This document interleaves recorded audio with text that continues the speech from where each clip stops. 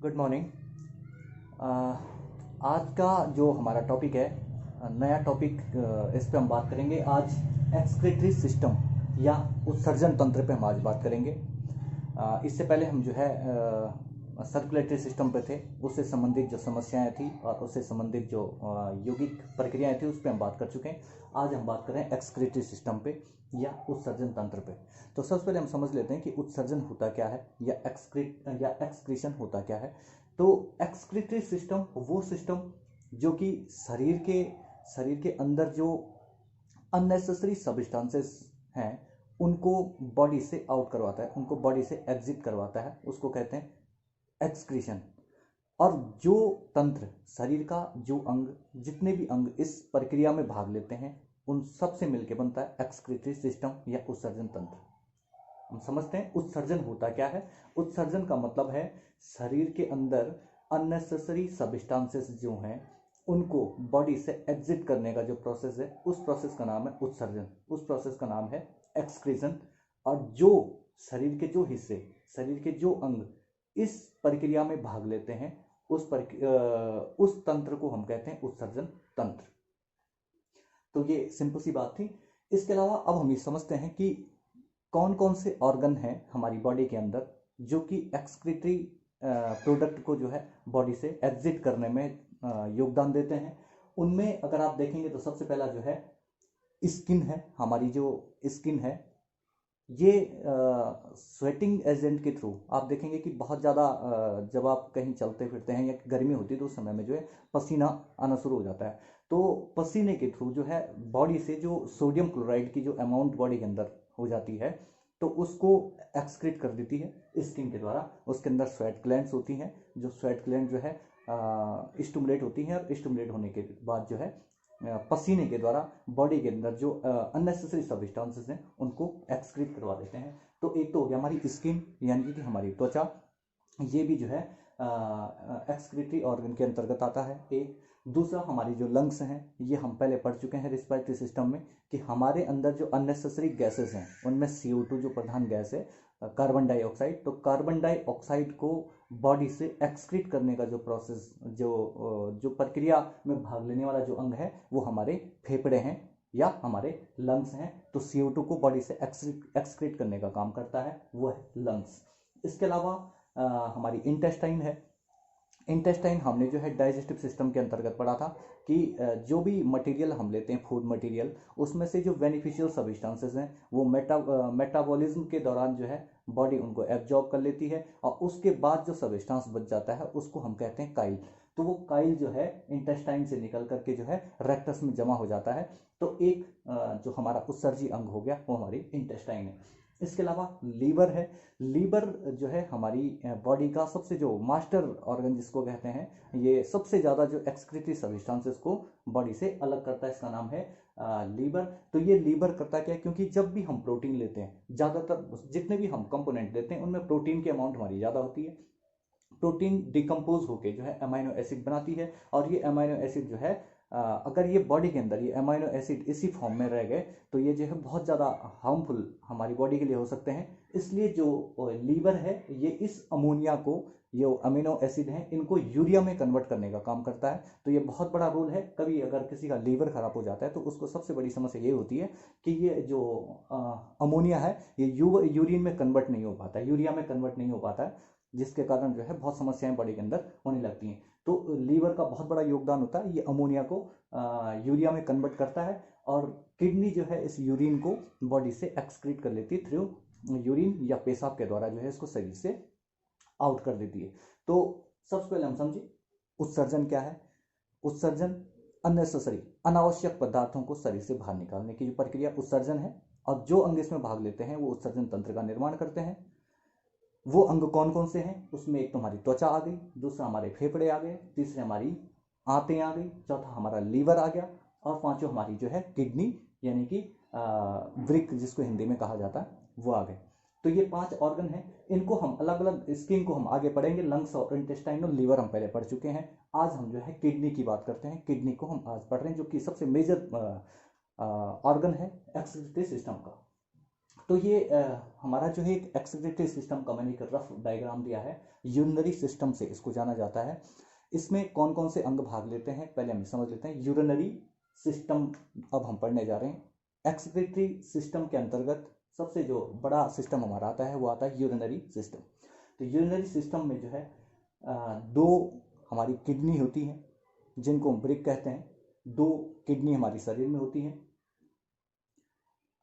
इनके ये किडनी जो है वीन शेप्ड होती हैं, वीन के आकार की ये होती हैं और ये लगभग जो है 140 ग्राम की एक किडनी होती है। और जो हमारा एब्डोमेन है, एब्डोमेन के दोनों साइड ये होती हैं। इनके ये बीच में जो है दो नलियां दिखाई दे रही हैं। इसमें एक तो ये ओर्टा है और दूसरी साइड से वेना केवा है। तो ओर्टा जब हार्ट पूरी तरीके से ब्लड को पंप करता है तो ये ओर्टा ब्लड को लेके आता है किडनी में। किडनी में इसमें जितने भी अनावश्यक सब्सटेंसेस हैं ये यहाँ पर फिल्टर होकर, किडनी में फिल्टर होकर और फिर ये जो है वेना केवा के द्वारा जो है इसको वापस पहुँचा देता है। तो ये प्रोसेस यहाँ पर चलता है। ये दो किडनी है। किडनी छानने के बाद जब इसको फिल्टर कर देता है, जब प्यूरिफाइड कर देता है पूरे मटेरियल को, तो ये यूरेटर, जो दो पाइप, दोनों किडनी से दो पाइप निकले हुए हैं, इनको कहा जाता है यूरेटर। ये यूरेटर, इनका कोई काम नहीं होता, इनका सिर्फ इतना काम होता है कि किडनी में जो वाटर जो छन जाता है उसको ये ब्लडर में इकट्ठा करने के लिए लाते हैं। तो यहाँ से ये यूरेटर आता है और यूरेटर के बाद जो है ब्लडर, एक ब्लडर होता है। ब्लडर में लगातार जो यूरिन फिल्टर होकर के जो है इस ब्लडर में लगातार जमा होता रहता है। और इस ब्लडर के जो ये वाला एरिया है, जो नीचे वाला जो एरिया है, इस एरिया में सेंसर लगे होते हैं, ऐसे एक रिसेप्टर्स टाइप्स के लगे होते हैं जो हमें मैसेज पहुंचाते हैं कि हमें जो है यूरिन को एक्सक्रीट करना चाहिए। तो यहाँ पर ये लगे होते हैं। उसके बाद ब्लडर के बाद जो है यूरिथ्रा होता है, जिस यूरिथ्रा के द्वारा जो है हम यूरिन को बॉडी से एक्सक्रीट कर देते हैं। तो यहाँ पर दो टाइप के, एक तो ऑटोनोमिक सेंसर होते हैं जो कि स्वतः काम करते हैं, और दूसरे हमारे जो नर्व के द्वारा, जो हमारे सेंट्रल नर्वस सिस्टम से रेगुलेट होते हैं, इस टाइप के सेंसर होते हैं। तो इसके बाद हम अपनी इच्छा अनुसार जो है, जैसे ये ब्लडर में ज़्यादा देर तक जमा हो जाता है यूरिन, तो उसको हम अपनी इच्छा के अनुसार जो है बॉडी से एक्सक्रीट कर देते हैं। तो ये चार ऑर्गन हैं। एक तो किडनी सबसे मेजर ऑर्गन है, किडनी के बाद ये यूरेटर है, यूरेटर के बाद ब्लडर है, ब्लडर के बाद जो है यूरेथ्रा है। तो ये पूरा यूरिनरी सिस्टम का निर्माण करते हैं। तो इसको हम पहले समझ लेते हैं। इसके बाद अब क्योंकि किडनी का इसमें सबसे बड़ा रोल है, किडनी का रोल क्या है, क्योंकि किडनी ही सारा ये पूरा फिल्टरेशन का काम करता है, पूरा जितना भी प्योरिफिकेशन का काम है ये किडनी करती है। तो ये किडनी को हम समझ लेते हैं। इसका ये एक स्ट्रक्चर है, इसमें आप समझ लीजिए सबसे बाहर का जो पार्ट है किडनी का, जो सबसे बाहर वाला जो पार्ट है उसको कहा जाता है कॉर्टेक्स। सबसे बाहर वाले पार्ट को कहा जाता है कॉर्टेक्स। इसका जो मिडिल वाला जो पार्ट है इसको कहा जाता है मेडुला। और ये जहाँ से ये आर्टरीज और वेन से जुड़ा होता है इसको कहा जाता है हाइलम। तो ये तीन मेजर पार्ट इसके हैं।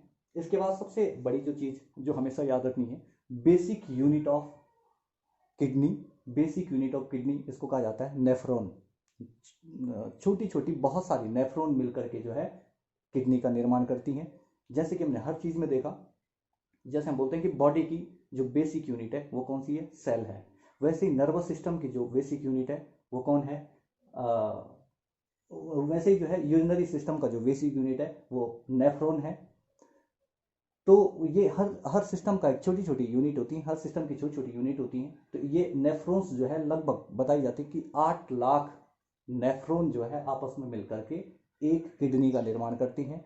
और ये जो है लगातार ब्लड को यहाँ पर छानने का काम करती हैं, और जो अननेसेसरी सब्सटेंसेस हैं उनको वाटर के थ्रू जो है ब्लडर में डाल देती हैं, और फिर ब्लडर से जो है हम इसको अपनी इच्छा के अनुसार क्या करते हैं, एक्सक्रीट कर देते हैं। तो इसका अगर हम यहाँ पर थोड़ा सा ये सिस्टम समझें तो ये सिस्टम, इसमें आप देखिए सबसे किडनी, ये किडनी के अंदर का जो नेफ्रॉन का पूरा जो भाग है इसका स्ट्रक्चर है। इस सबसे पहले भाग को, जो ये बड़ा सा भाग है, इसको कहा जाता है ग्लोमेरुलस। ये सबसे बड़ा भाग है इसका, ग्लोमेरुलस। ग्लोमेरुलस के बाद ये जो एक लंबी सी नली टाइप की जो स्ट्रक्चर निकलती है इसका नाम है वोमेन कैप्सूल। इसका नाम वोमेन कैप्सूल है। और ये लास्ट वाला जो भाग है ये नेफ्रॉन है। इन तीनों का अलग अलग काम है किडनी के अंदर। ये कैसे काम करती है, जो ग्लोमेरुलस है, ग्लोमेरुलस का जो काम है वो अल्ट्रा फिल्ट्रेशन का काम है। अल्ट्रा फिल्ट्रेशन का काम है, यानी कि बहुत बारीकी से जो है ये फिल्टर करता है चीज़ों को। और जो ग्रेन्यूल्स हैं, यानी कि कोई मोटा सब्सटेंस अगर ग्रेन्यूल टाइप का आ जाता है तो उसको भी जो है यहाँ से फिल्टर कर देता है।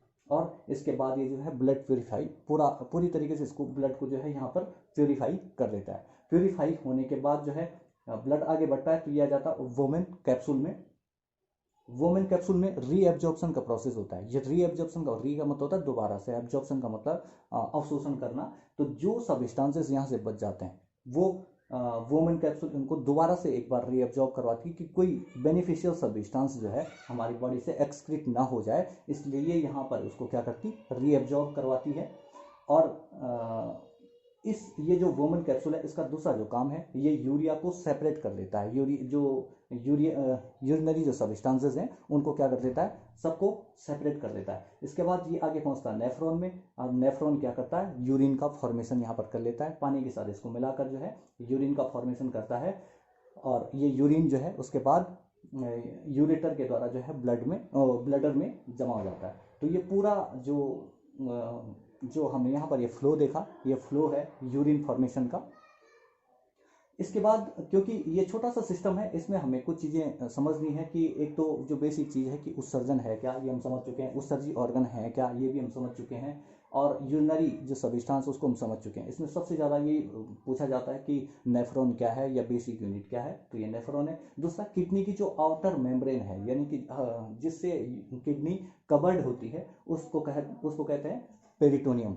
तो पेरिटोनियम एक और चीज़ हम आपको याद रखनी कि पेरिटोनियम क्या है, जो किडनी को हमेशा क्या करती है, कवर्ड करे हुए रखती है। तो ये हो गया।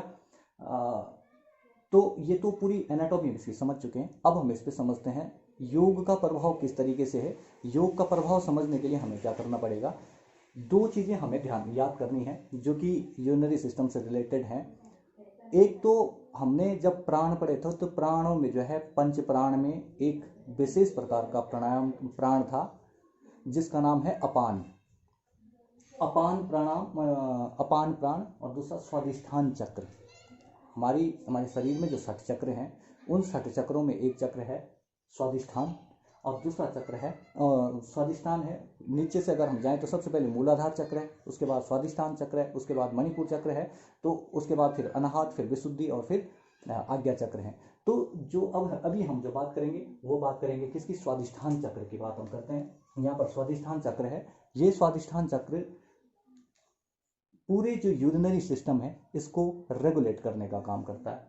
और जो अपान वायु है, अपान वायु या अपान प्राण जिसको हम कहा जाता है, कहते हैं, ये अपान क्या करता है, ये जल प्रदान, जो वाटर का जो रेगुलेशन है बॉडी के अंदर, उसको रेगुलेट करने का काम करता है अपान। और दूसरी चीज़, जब हम प्राण पढ़ रहे थे तो उसमें हमने पढ़ा कि प्राण जो है जो हृदय स्थल से ऊपर जिसका जो रहता है, और अपान जो कि हमारी नाभि से नीचे रहता है, और समान क्या करता है, जो इन दोनों के बीच में।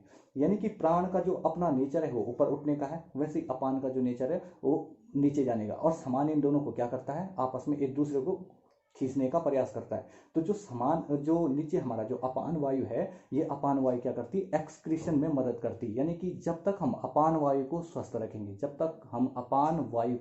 स्वस्थ रखेंगे, उसको मेंटेन रखेंगे, तब तक हमारे एक्सक्रीटरी सिस्टम जो है पूरी तरीके से नॉर्मल रहता है। और जैसे ही इस अपान वायु में कोई विकृति उत्पन्न होती है, क्योंकि अपान वायु का काम क्या है, अपान वायु का काम है एक्सक्रीशन करवाना, चीज़ों को नीचे की तरफ ले जाने का काम करती है। चाहे उसमें हमारा मल हो, चाहे उसमें हमारा मूत्र हो, या कोई भी एक्सक्रीटरी सब्सटेंसेस हैं, तो उनको एक्सक्रीट करवाने में जो मदद करती है, उस एनर्जी का नाम, उस वायु का नाम है अपान वायु। तो अपान वायु में जैसे ही कोई विकृति उत्पन्न होती है तो ये यूरिन रिलेटेड समस्याएं लोगों को होने लगती हैं। और यूरिन रिलेटेड समस्याएं जो है बहुत सारी हैं, इस पर हम बाद में बात करेंगे कौन कौन सी समस्या, जैसे कि गाउट हो गया, यूरिक एसिड बढ़ जाना हो गया, स्टोन की समस्या हो गया, अमोनिया की कंसंट्रेशन ब्लड में बढ़ जाना हो गया, यूरिया की कंसंट्रेशन ब्लड में बढ़ जाना हो गया। ये सारी जो समस्याएं उत्पन्न होती हैं, ये अपान वायु के डिफॉल्ट आने के कारण, अपान वायु में समस्या आने के कारण ऐसा होता है। तो एक तो हमें जो है इसमें अपान वायु को मेंटेन करना, कैसे करना, कौन कौन सी योग क्रियाएं करनी, उस पर हम बाद में बात करेंगे। दूसरा स्वादिष्ठान चक्र जो कि हमने क्या कहा कि जो मूलाधार चक्र के बाद है, और जल प्रधानता लिए हुए है, जल के प्रधानता ये रखता है। और जो है ये स्वादिष्ठान चक्र जो है, ये जो हमारी किडनीज हैं या जो अपान वायु है, इस अपान वायु को रेगुलेट करने का काम करता है। तो जैसे कि हमने पढ़ा मूलाधार चक्र क्या है, वो मिट्टी मिट्टी की प्रधानता उसमें रखता है, सॉइल मेच्योरिटी रखता है। तो वैसे ही जो है स्वादिष्टान चक्र जो है जल की प्रधानता रखता है।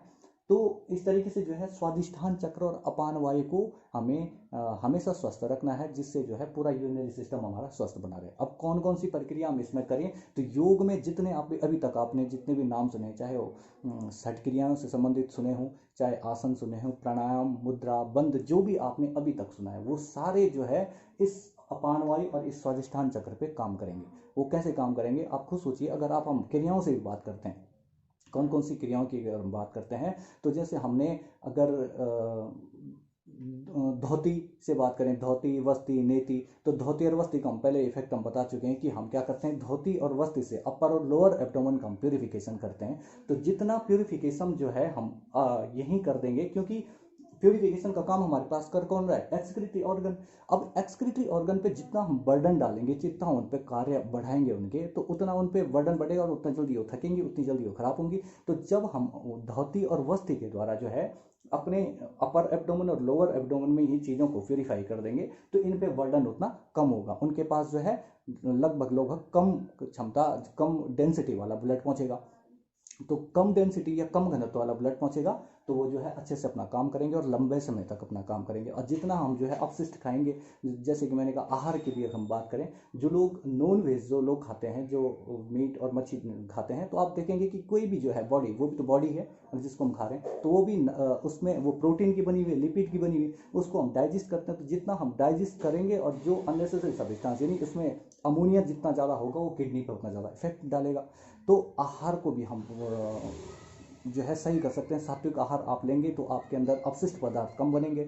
धोती और वस्ती से हमने बता दिया कि जितना प्यूरिफिकेशन हम बॉडी की जो है इन ऑर्गन में कर लेंगे, लोअर और अपर एब्डोमेन में जितना प्यूरिफिकेशन हम कर लेंगे, उतना किडनी पे हमारा कम लोड जाएगा। नेति कैसे यूज होगी हमारी, नेति जो है कैसे यूज होगी, हमने क्या किया कि ब्लड यहाँ से पानी डाला, चाहे वो जल नेति है चाहे सूत्र नेति, हमने जो वाटर या जो भी सूत्र हमने डाला, उससे हमारा हुआ क्या, हमारी जो ग्लैंड है यहाँ पर पिट्यूटरी ग्लैंड, वो स्टिमुलेट होगी, हमारा हाइपोथैलेमस स्टिमुलेट होगा, हमारी पीनियल ग्लैंड स्टिमुलेट होगी। और ये जितनी ज़्यादा स्टिमुलेट होंगी, जितने अच्छे से स्टिमुलेट होंगी, उतना जो है हमारे पूरी बॉडी का मेटाबॉलिक सिस्टम जो है स्टिमुलेट रहेगा, यानी कि नीति भी कहीं ना कहीं इस पर काम करेगी।